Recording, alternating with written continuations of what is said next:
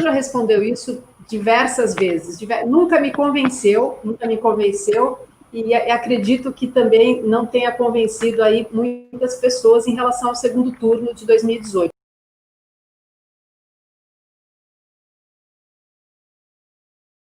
O senhor disse na época, claro que todo mundo preferia que eu tomasse um lado e participasse da campanha, mas eu não quero fazer isso por uma razão muito prática que eu não quero dizer agora, porque se eu não posso ajudar, atrapalhar é que eu não quero. Então, o senhor teve 14 milhões de votos no Brasil.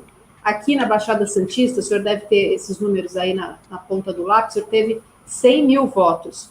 Hoje o senhor fala que quem estava naquela época era o coisa ruim contra o coisa pior. Não existia nenhuma forma, e já que nós falamos de negociação aqui, né, minha primeira pergunta foi sobre negociar com os opostos, não haveria nenhum tipo de negociação possível para que o senhor não deixasse esses 14 milhões de pessoas que votaram no senhor ao Deus dará, porque são pessoas que confiavam no seu projeto e que ficaram, bom, eu vou para onde o Ciro for. Para onde será que o Ciro vai? E, de repente, o Ciro foi para o aeroporto, né? Então, o senhor não acha que era possível fazer algum tipo de negociação? Olha, e dar publicidade a isso. Eu estou sentando aqui com o Bolsonaro, eu estou sentando aqui com o Haddad, mas a minha condição é essa. Se isso não acontecer nos 6 primeiros meses do governo, X ou Y, eu estou fora. O senhor não acha que isso seria mais, não vou dizer inteligente, mas não seria mais lógico, ou mais coerente, ou mais sensato, até com as pessoas que votaram no senhor? Arminda, eu tenho vários argumentos para demonstrar isso, e hoje estão todos liberados, né? O primeiro argumento é um número. Eu gosto de me refugiar em número porque ele nos protege das nossas paixões, predileções, emoções, vaticínios, né? Profecias do dia depois, né? Porque o petismo virou uma cartomante com Alzheimer. Eles sabem tudo o que vai acontecer no futuro, mas esqueceram o que aconteceu ontem. Então, vamos lá. Primeiro, o número. No primeiro turno... 14 milhões. 14 milhões o senhor teve. Sim, então, mas se eu tomar os meus 14 milhões de votos, somar com os do Haddad, do primeiro turno, e vamos fazer agora uma lambuja, somar com os da Marina e somar com os do Alckmin, todos juntos... Passou o Bolsonaro. Não, passou não. Não. Olhe quantos votos o Bolsonaro tirou no segundo turno. Nós temos que fazer essa soma. Bolsonaro tirou 57 milhões de votos. Se você somar os meus votos com o da Marina e o do Alckmin, junto com o do Haddad, o Bolsonaro ainda teria 8 a 10 milhões de votos a mais. Não, mas espera aí. O senhor teve 14 milhões... Esse é o número. Bota, a Marina tirou 1 milhão e pouco. Eu vou tirar a Marina. Eu vou tirar a Marina e vou colocar bota a Marina. 5 milhões do Alckmin. 14 com 5, 19. 19 com 31... 31, 29. 50. Hein? Não, 31 com 19, 50. O Bolsonaro 50. Teve 49. Não, o Bolsonaro teve 57 milhões. É o segundo que nós estamos projetando. Estou falando do primeiro. Não, mas você está somando os votos do primeiro turno com os do segundo. Olha aqui. Não. Eu estou só usando o primeiro turno. Nós estamos fazendo uma comparação de para onde foram os 14 milhões de votos que eu tive. Sim, então, soma os votos que o Haddad tirou no primeiro turno e some com os meus e abata do Bolsonaro no segundo turno. Esqueça a Marina e o Alckmin, que eu não tenho nada a ver com o voto deles, com os meus. Então, fica simples de entender. Os meus votos foram todos para o Haddad. Todos. Isso a Fundação Getúlio Vargas também tem um estudo. Todos. Confere, não, pelos números. Quantos votos o Haddad tirou no primeiro turno? Sim, mas aí... Arminda, eu estou no primeiro argumento que não é nada subjetivo, ele é objetivo. Quantos votos o Haddad tirou no primeiro turno? 31. Quantos eu tirei? 14. 31 mais 14, 45. Para 57, falta 12 milhões. Eu tinha força de mudar 12 milhões de votos. Não, mas essa foi sua figura. Não tirei para mim. Mas foi a sua figura que ficou... Espera aí um pouquinho. Eu estou só querendo dar um argumento objetivo, lembrando que tem outros segundo turnos pela frente. Porque o lulopetismo corrompido esquece disso. Então, eu estou no elemento objetivo, que é o número. Somando os meus votos com os votos do Haddad, o Bolsonaro ainda tiraria 10 milhões de votos a mais. Portanto, não estava na minha mão. O que eu estou querendo tirar daí? Todo mundo que tem análise política, e eu sou profissional, sabíamos que a eleição estava perdida para o PT. Ninguém sabia quem ganharia. É só olhar o Datafolha, é só olhar o Ibope. todo mundo sabia que a força dominante nas eleições de 2018 era o antipetismo. Confere, 70% do eleitorado de São Paulo votou contra o Haddad. Aliás, 2 anos antes, 80% da cidade de São Paulo votou contra o Haddad. 87%, 89%, 84%, 84% da cidade de São Paulo votou contra a reeleição do Haddad, que foi escolhido pelo Lula para ser o que o Lula quer das pessoas, um pau mandado, para ele continuar projetando o poder dele, como ele fez com a Dilma, que desastrou o país. Então, veja bem, o Lula escolheu uma pessoa que tirou 16% dos votos na reeleição, no cargo, perdeu em todas as zonas de São Paulo, para os pobres, para os ricos, para a classe média, para disputar uma eleição cuja força dominante, todos os institutos, todos os cientistas políticos, todo o jornalismo minimamente crítico, sabiam que uma força estaria derrotada naquela eleição, o lulopetismo. 70% do Sudeste, 70% do Sul, 70% do Norte, 70% do Centro-Oeste. Agora vamos ao outro argumento. Aqui no Ceará, eu tirei o primeiro lugar no primeiro turno, tenho a honra de nunca ter perdido uma eleição na minha comunidade, onde as pessoas me conhecem.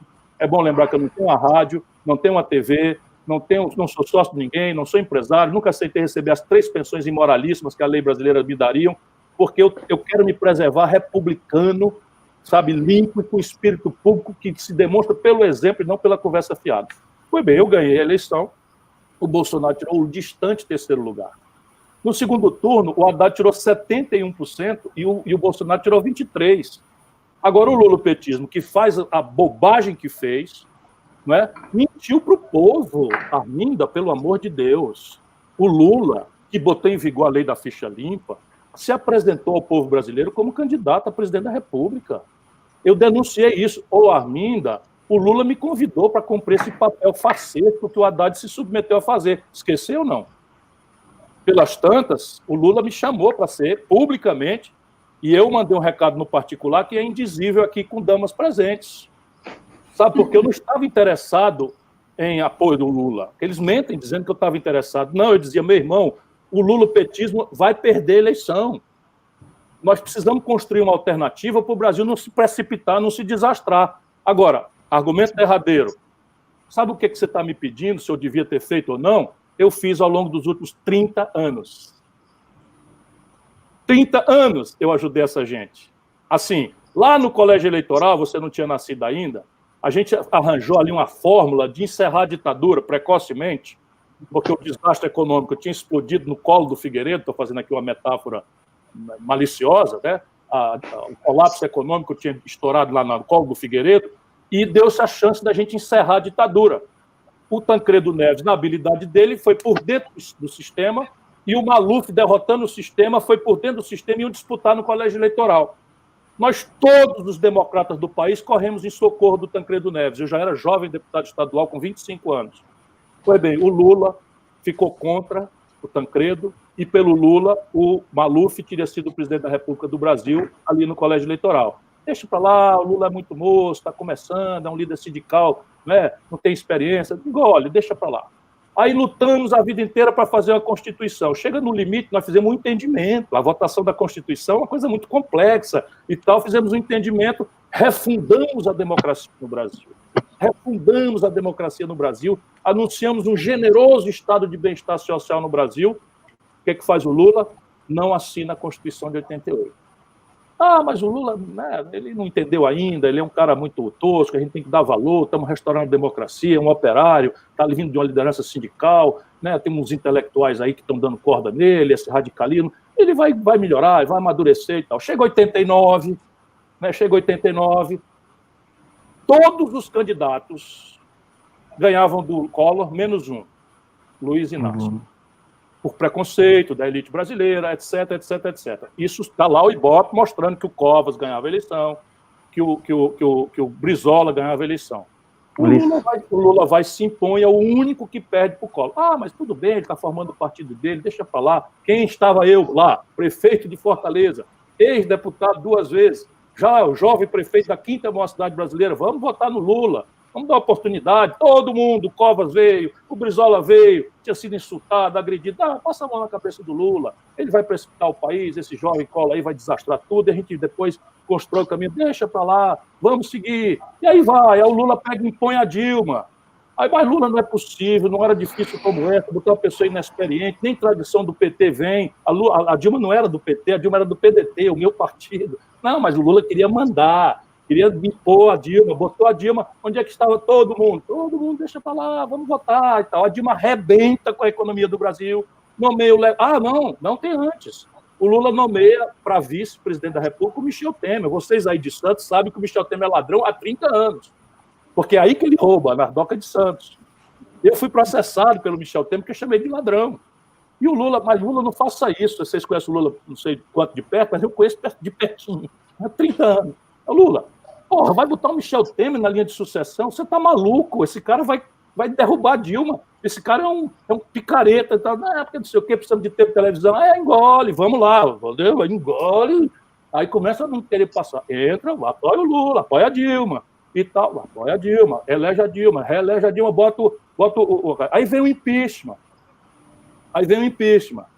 E que o PT chama de quê? De golpe. É um golpe, é um golpe. Sabe quanto voto? Vá na internet e veja no Google. O Ceará é o único estado brasileiro que dá 2/3 dos votos contra o impeachment.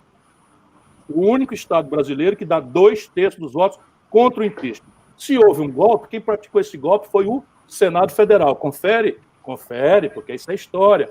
Quem presidiu o Senado Federal? Renan Calheiros, num acordo com o Eunício Oliveira, que também presidiu o Senado. Os dois votam pelo golpe. Um aninho depois, o Lula está confraternizando com o Eunício Oliveira e com o Renan Calheiros. Sabe, chega. Daqui para frente é cumplicidade. Eu acho que já foi cumplicidade lá atrás. Porque se eu não rompo, sabe o que ele queria? O que ele fez com o PCdoB, destruiu o PCdoB. O que ele fez com o Brizola, destruiu o Brizola. Por quê? Porque o Lula é uma sombra de mangueira.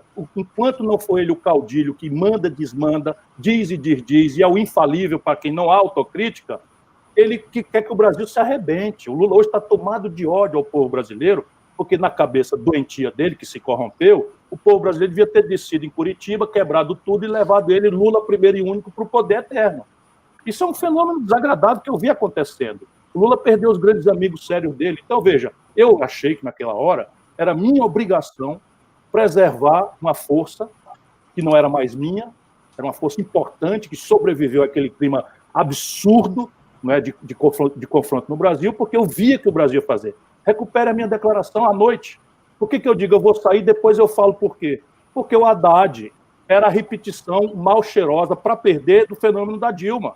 O Haddad anunciou a autonomia do Banco Central no programa dele, que está aí registrado para qualquer pessoa ver. O Haddad anunciou o Marcos Lisboa, que é um Guedes piorado, porque é muito mais ortodoxo do que o Guedes, muito mais preparado. O Guedes é menos preparado do que o Marcos Lisboa, e isso ia arrebentar o Brasil. Então eu não tinha mais nada a ver com isso. Sabe, encheu. Daqui para frente, ou a gente se livra dessa página que teve suas boas coisas, ou o Brasil está morto como nação. Ciro, o Vicente está me pedindo aqui para encerrar. Achou muito, não? Ou achou pouco, não? Não, agora tá explicado.